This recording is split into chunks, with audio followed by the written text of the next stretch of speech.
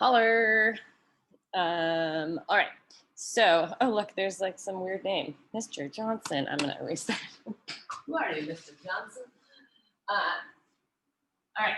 So we are going to talk about replication, DNA replication, and I'm going to try to draw this out. It can be confusing. Heads up. But I think if you can draw it out, then you really understand it. All right. And you could teach your parents, let's say, or a sibling, which you guys should go ahead and try to do. I'd love to see a video of that. Okay. Share my screen. Oops. Okay. And let's get her going. Okay. And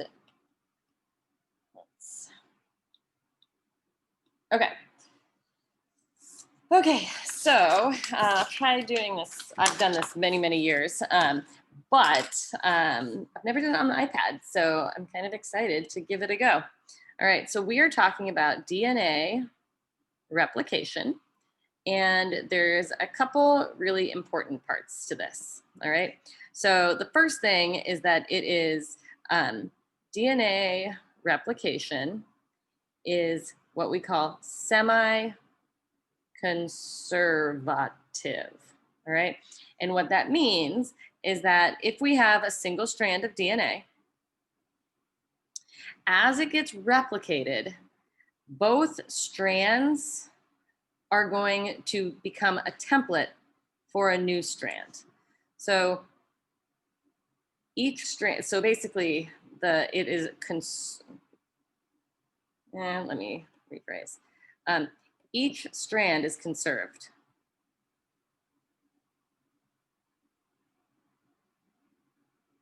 Meaning it doesn't change at all, right? So each strand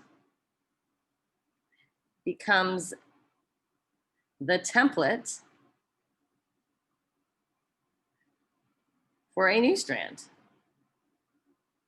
right? So if our original strand is black, each one is going to separate fully, and then we are going to get new strands.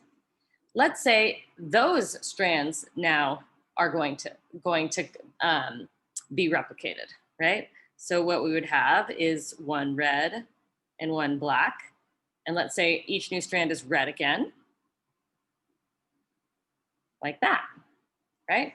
And we'd get the same for the other one, right? Right, so this is semi-conservative. And as you can see, this original DNA is getting kind of diluted out. Here, it's 100% of the DNA. Here, in that second round of replication, it's 50% of the total DNA. Here, it represents, let's see, 2 of 1, 2, 3, 4, 5, 6, 7, 8, 2/8, right? So 1/4 or 25% of the DNA, and it'll keep going down by that, right? So hopefully that makes sense. It's semi-conservative, meaning each strand separates and serves as a template for the replication of a new strand. The other thing that's really important with when we're talking about DNA and DNA replication is complementary base pairing, right? This is the whole reason that DNA replication and the structure works, is that every time, for example, if we have DNA, and again, what I'm drawing here represents the sugar phosphate backbone, and these are the nitrogenous bases. So if I give you a sequence, let's say this is the 5' to 3' orientation, we know that the other strand is in the opposite and anti-parallel orientation.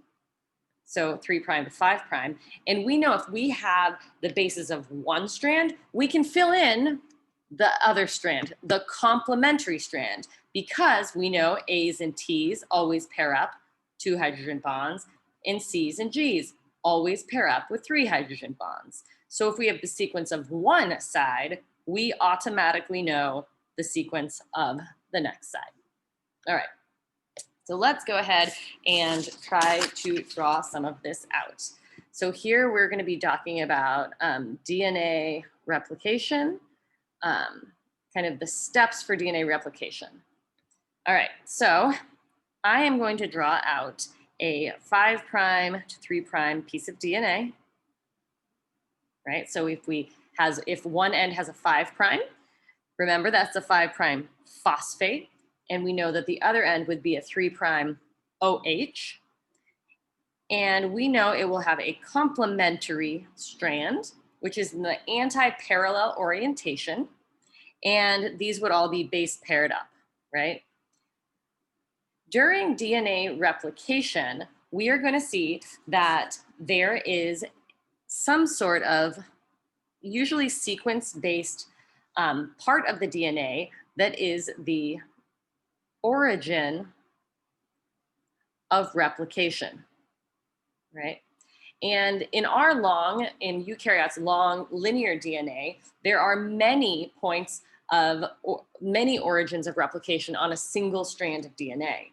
However, if we're talking about a bacterial chromosome, which again is a single piece of circular DNA, there is one single origin of replication. Usually that is, oops, I gotta move my face. Usually, which is called the ORI, for the origin of replication, right? So bacterial DNA usually have a single origin of replication. Eukaryotic cells or pieces of DNA or chromosomes usually have many origins of replication. We're going to focus in on just one of these origins of replication, right? So what happens at the origin of replication is we're going to see an enzyme bind, right? So I'm going to draw this as a big purple enzyme. So this enzyme is called DNA helicase. DNA helicase, all right? So DNA helicase is an enzyme that is responsible for opening those two strands up, right? So if we redraw it down here, it's gonna look something like, okay, so this would be the 3', and then I'm gonna draw my other anti-parallel strand here. And so DNA helicase usually kind of sits right at where it's going to be opening, and it's going to continue to open the DNA in this direction, kind of unwinds it as it moves along, all right? So what we have now is that we have a piece of DNA that has been opened at its origin of replication by the DNA helicase. And what that does is it exposes those nitrogenous bases. So I'm going to just draw some potential nitrogenous bases that were there. It's going to make up a sequence. So A, T, T, C, C, A, G, G, C, C, A, T, A, right? So we know the complementary strand was T, A, G, G, T, C, C, G, G, T, A, T, right? So I just want to remind you before I go to the next step, the difference again between RNA and DNA.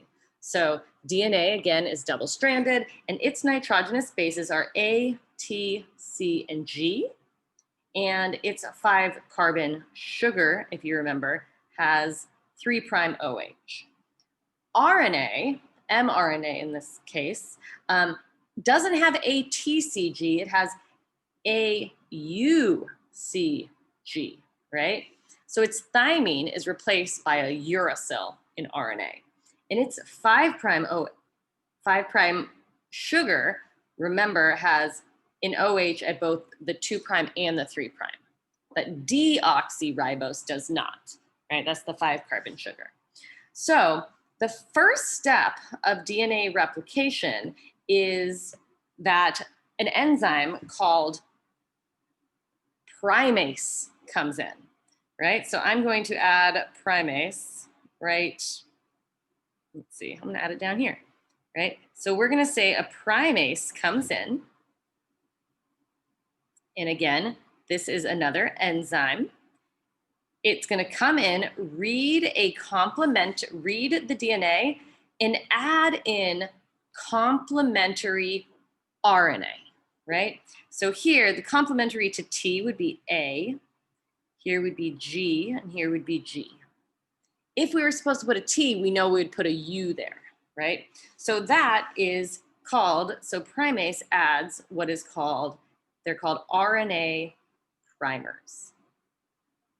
Because if you remember, we cannot add DNA nucleotides unless we have an 3' OH present, right?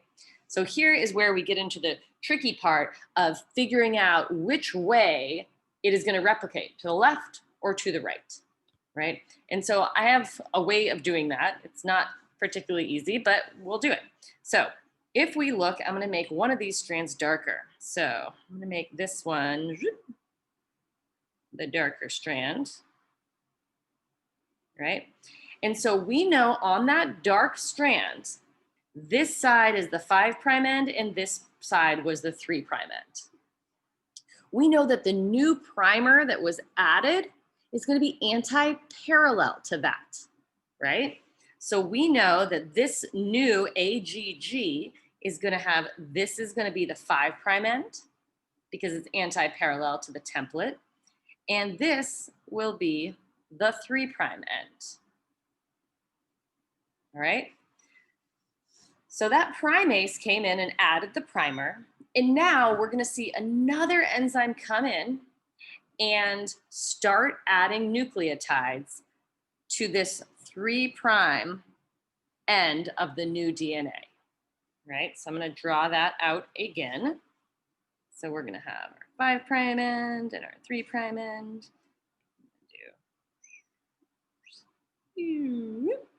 That's going to be 3', and then we also have and our 5' end.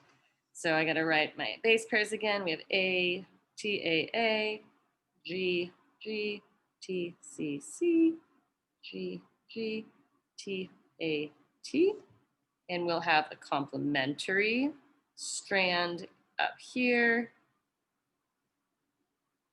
A, T, T, G. Okay, that would be A, G, G, C, C, A, T, A. Hopefully I got that right. All right, and we also now have our, we also have our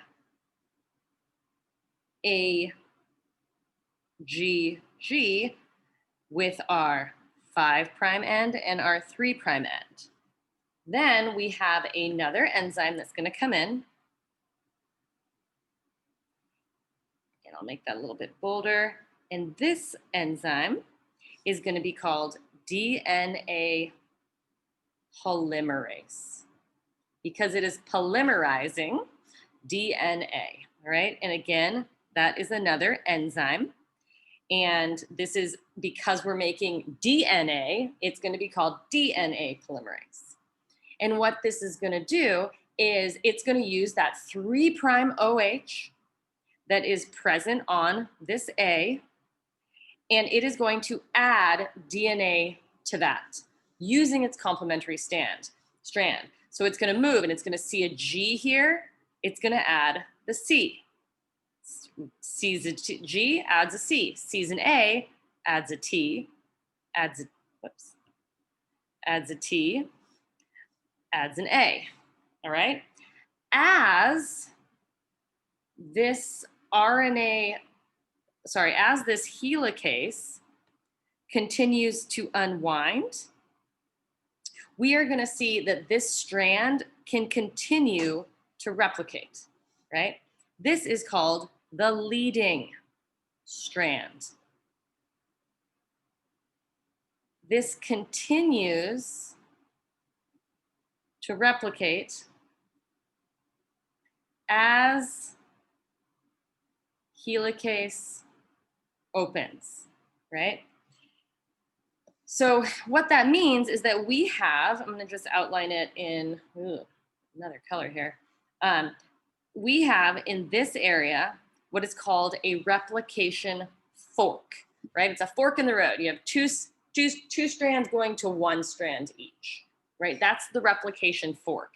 the leading strand can move continuously into that replication fork, right? What you'll notice is, however, we haven't done anything with the top strand. So let's go ahead and figure out what we're going to do with that top strand.